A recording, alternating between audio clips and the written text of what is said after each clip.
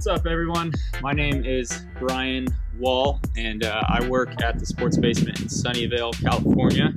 I'm a veteran staffer in our snowboard department, and I'm going to show you how to set up a board. So let's dive right in. There are two different snowboard mounting systems that you'll see out there.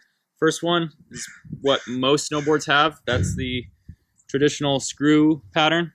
Kind of hard to see with these stickers, but it's got just a set of 2x4 screw holes. It might have more, might have less, just depends on the manufacturer.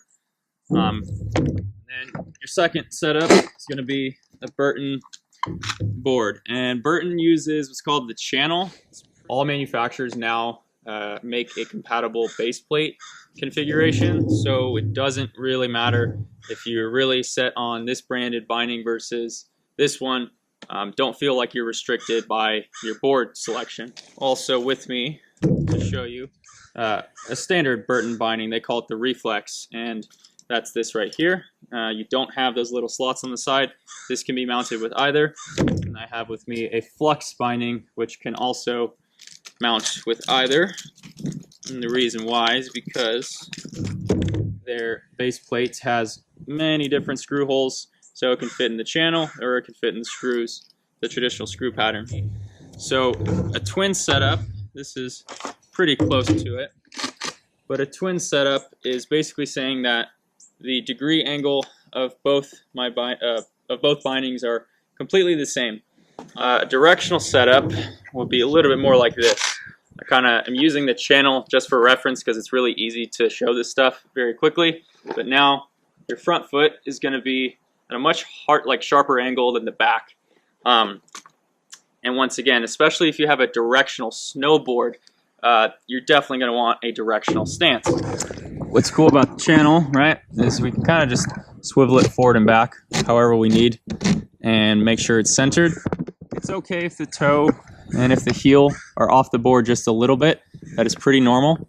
But as long as they're centered, it should be okay. So I've had these pre-adjusted just for the sake of time, but the key here is almost looking at it just like this. Alright, so you want the skinniest part of the strap to be right on top of the foot. You want to adjust the toe cap after this one is pulled back, because you really want to pull the heel all the way back to the pocket of the binding and then get the toe cap in the right position. That looks good. Basically, you have a little arrow that will correspond with what number you're at, and as you twist this, oh, there go the screws. Every time you twist it, you're changing it 3 degrees, and so find your degree angle that you want that way. But that's how you do it on a non-Burton board.